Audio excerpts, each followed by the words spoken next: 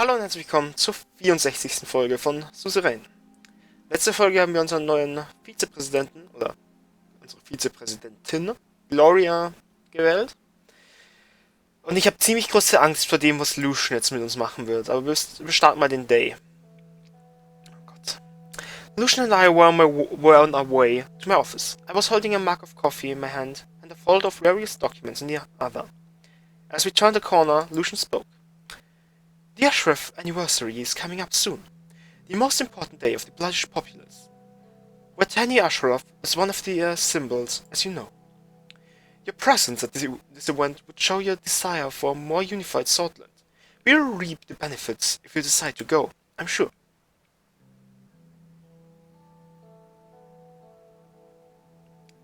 You're right. Lucian nodded. We rounded another corner to reach the last corridor leading to my office. Lucian suddenly stopped in front of the doors of the plaque that once said Vice President Peter Recton had been removed. The door was halfway open and I could see a few workers moving boxes around the room. One of them saw us, bowed his head and changed the name tag on the door to Vice President Gloria Torrey. I heard Gloria's voice from behind him. Be careful with the box! She noticed us and immediately made her way to us. Mr. President! Mr. Galate!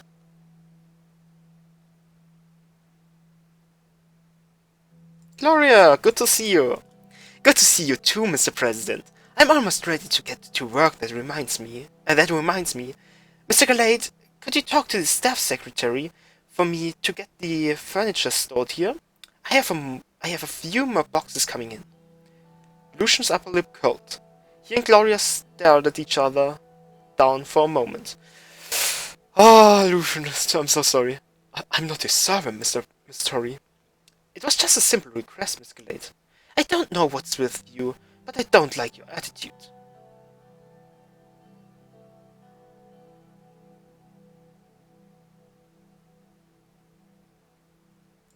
That's the job of an office secretary, Mrs. Torrey, not our chief strategist. I know, as I said, it was just a simple request. I do not understand why it's becoming such a huge deal. Very well, I will do it. I will see you later, Mr. President and Miss Vice President. I will present you with our options on your Ashraf matter later. He walked out, leaving me alone with Gloria. Well then, I must get back to the move. Thank you for visiting, Mr. President. I will stop by as soon as this is done.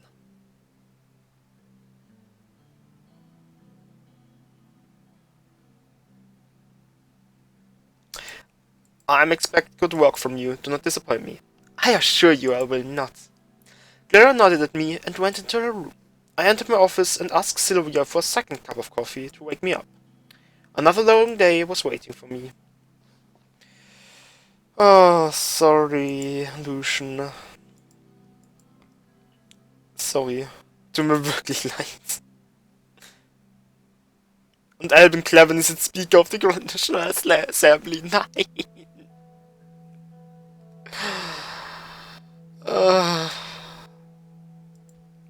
Wir machen noch das Briefing on Women's Rights. I was sitting in my office. I looked at the clock. 2:26 p.m. It was almost time for my appointment with Chiara on women's rights. There was a knock on the door. Chiara entered the room with folders in her hand.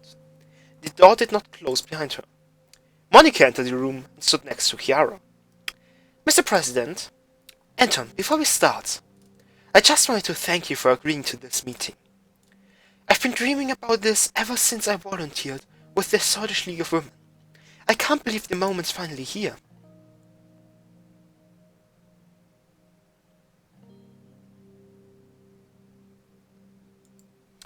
I think both of you together could finally bring change to Swordland. I hope you're right. Chiara sat down on a chair and laid down the folder she was holding. First off, Mr. President, I wish to thank you for pushing a decree on establishing gender equality in education. You know, this is something I've been trying to accomplish since my appointment as minister. The situation in the public schools was disturbing for me. With that said, we will have a long way to go before Swedish women are able to enjoy the same rights and privileges as men, or even as their counterparts in Acacia and the United Container. We've been lagging behind on this for decades, Anton. And this isn't only a moral issue. I have seen enough revolutions in this world to understand the main driver of any change. Money. She flipped the folder open and started pulling out documents. In United Container, law dictates that women earn the same wages as men in their respective fields. My research shows that this led to a 50.5% increase in productivity. You could say this had a direct influence to their superpower status. Acacia passed laws ensuring maternity leave rights, child daycare centers, and tax deductions for working families. In turn, they experienced a 12.6% productivity boost and a flourishing economy. Both countries also have significantly lower infant mortality rates, a statistic I believe is directly linked to the improved status of women. Our administration has thus far failed to pull Scotland out of its economic recession. She leaned back in her chair. So I'm asking, why not try passing similar laws? At worst, even they fail to improve the economy, it will still be a significant step forward for our society. It's only logical. Monica handed me one of the documents. It had a list of bullet points on it. The two of us talked it over, and these are the measures we believe are most urgent and needed. I let my eyes wander down the list.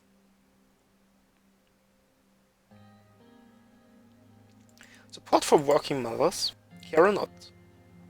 It simply isn't fair that women in the workforce are punished for having children. Remember what I told you about Janice, my friend who basically got fired for becoming pregnant?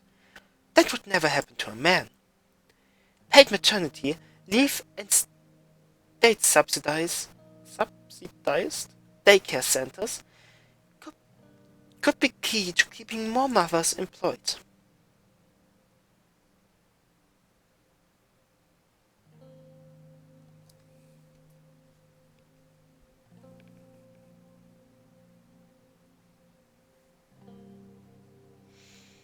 It's true, having children never hindered my career prospects.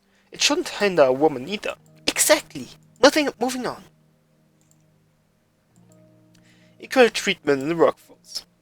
That's an easy one.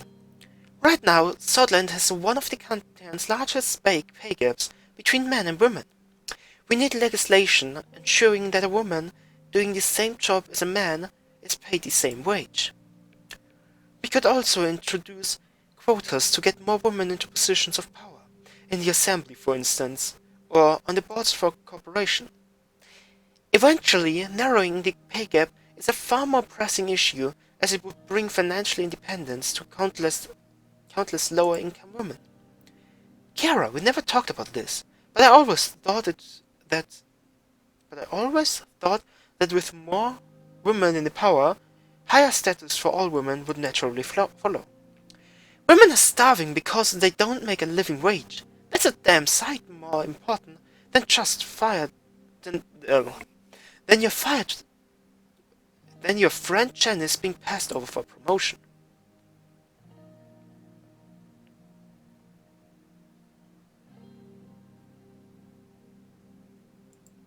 Quotes are a terrible idea. People should be hired on merit, not simply because they're sex. Monica and Chiara looked at me strangely. Men are hired on the basis of their sex all the time, just not conspicuously. There are more than enough qualified women to fill any position you can think of. It's up to us to give them the opportunity. Criminalization domestic violence. I shouldn't have to tell you how crucial this is. It is utterly unbelievable that in this day and age, Scottish men are legally allowed to beat their wives. I agree, it's a travesty. I'm happy we're on the same page. As incidents are especially high within British communities. I would also advocate for setting up a special domestic violence task force in collaboration with bloodish women's rights organizations. Monica looked at her strangely. Are you sure that's something we ought to focus on? The Bloods are different? They have their own rules. Monica, I'm surprised at you. We can't let women suffer under the patriarchy, no matter their ethnicity.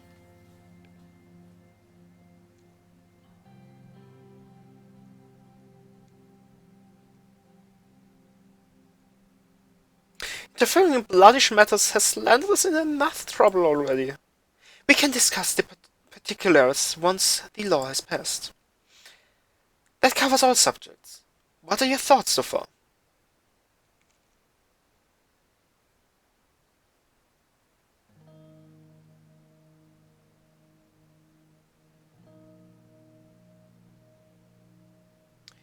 You've made good cases for all of these changes. Thank you. If we can pull this off before the elections, the Iranian administration will make history. Let's talk about how to proceed. I want to establish a commission for women's rights in Switzerland, with me as its head. Our goal shall be passing and implementing a set of laws to solve the problems we just discussed. As the commission's spokeswoman, my responsibility will be to make speeches and organize fundraisers. I will be the face of this movement, while Chiara handles the groundwork. If we can show that the First Lady is behind this movement, many women will feel encouraged. Chiara gestured down into her outfit, especially those who aren't keen on pantsuits. The organization's name will be Commission of the Status of Women.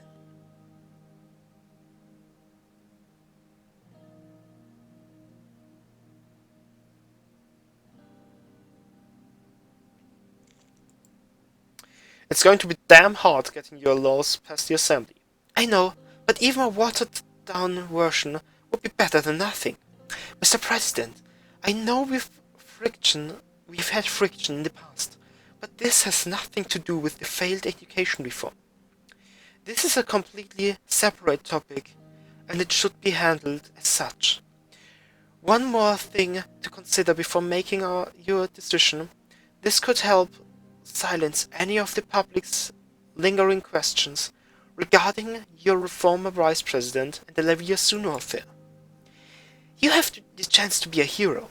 Think about Diana and her future. I hope you will make the right decision. They rose from their seats expectantly. I took a few minutes to think.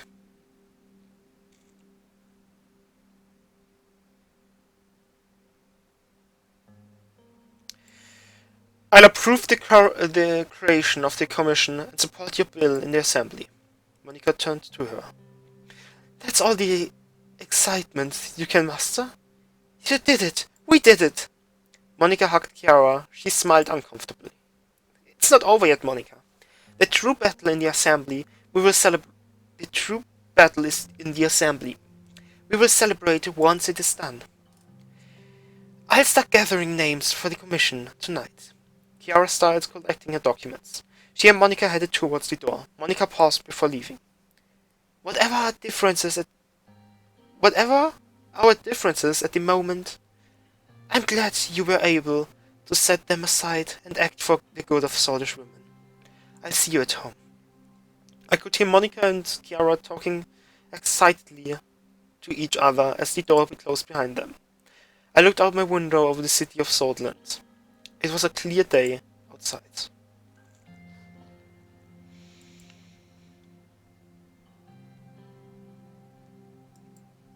Okay. Ich würde sagen, das war's mit der Folge. Lasst ein Like und ein Abo da, wenn es euch gefallen hat. Schaut beim nächsten Mal wieder vorbei. Morgen, 14 Uhr geht's weiter und haut rein.